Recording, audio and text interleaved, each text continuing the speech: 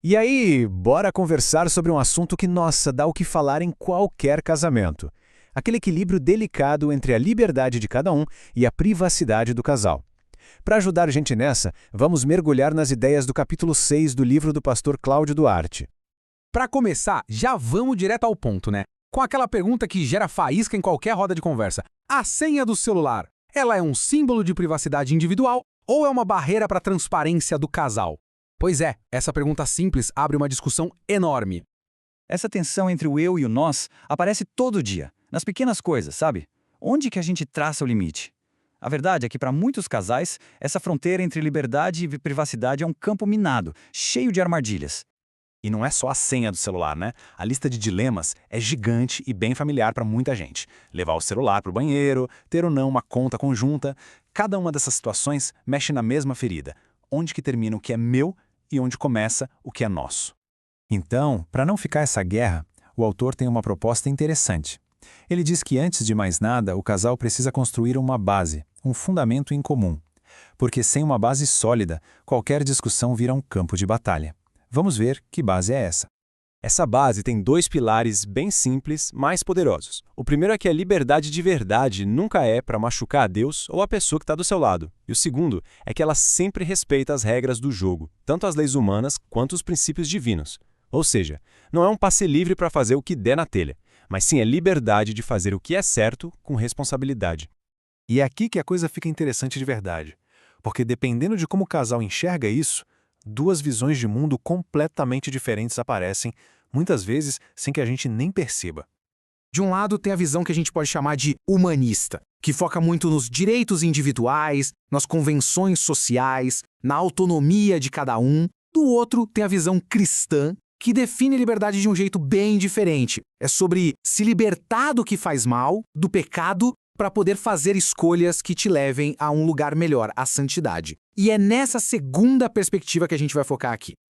Então, chegamos ao pulo do gato, a virada de chave que o autor propõe. Em vez de ficar discutindo a ação em si, tipo, você pediu a senha, o convite é para olhar a motivação por trás dela. É aqui que o jogo muda completamente. Motivação é a raiz, a intenção real por trás de tudo. Não é o que foi feito, mas por que foi feito. É a diferença gritante entre um pedido de senha por preocupação e um pedido por desconfiança. A ação é a mesma, mas a motivação muda tudo. E olha só que frase poderosa. Ela mostra o perigo perfeitamente. Quando a motivação não é clara, a outra pessoa vai preencher essa lacuna com as próprias inseguranças e medos. E é aí que um simples pedido pode ser visto como uma baita acusação. Vamos ver um exemplo prático. Perguntar que horas você chega. Isso pode ser um ato de puro cuidado, de alguém que quer preparar um jantar ou só quer saber se a outra pessoa chegou bem. Ou pode ser um ato de controle, de alguém que quer vigiar cada passo. A pergunta é a mesma, mas a energia por trás dela define o relacionamento. Certo, agora vamos aplicar essa ideia de motivação a um dos maiores campos de batalha dos relacionamentos modernos, o desafio do mundo digital e das redes sociais. O autor oferece 4 diretrizes bem práticas aqui. Primeiro, o perfil precisa deixar bem claro o status de relacionamento. Segundo, evitar conteúdo sensual e conversas que possam expor o casal de forma negativa. Terceiro, a regra de ouro, não ter nenhuma conversa que não pudesse ser vista pelo seu cônjuge. E por último, ter consciência de como as interações, curtidas e comentários podem ser interpretadas. Essa citação aqui resume tudo, né? O compromisso do casamento não some quando a gente abre o Instagram ou o WhatsApp. Os mesmos princípios de respeito e fidelidade valem, seja no mundo físico ou no digital. Simples assim. E para a gente ir finalizando, o autor condensa todo esse pensamento em 6 princípios fundamentais para a gente encontrar a harmonia. São 6 ideias-chave, um verdadeiro guia prático para transformar essa teoria em ação no dia a dia. Vamos mergulhar em cada uma delas. Vamos lá. Primeiro, liberdade não é um direito garantido. Ela é conquistada e mantida com confiança mútua todo santo dia. Segundo, cuidado com as falsas liberdades, aqueles prazeres de momento que podem causar um estrago gigante no relacionamento lá na frente.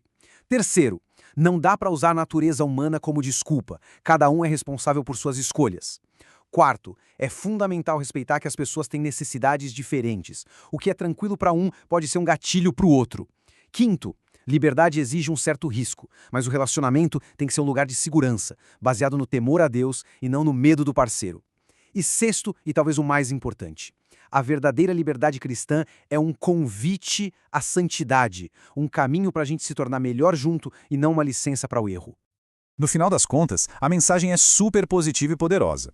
O objetivo não é prender ninguém, mas sim aprender a usar a liberdade de um jeito que fortaleça a união e honre o compromisso feito. Isso tudo nos deixa com uma reflexão final, que vai além do casamento. Em qualquer relacionamento importante, como é que a gente distingue a necessidade saudável de um espaço pessoal de um segredo que corrói a confiança? A resposta talvez esteja sempre na motivação.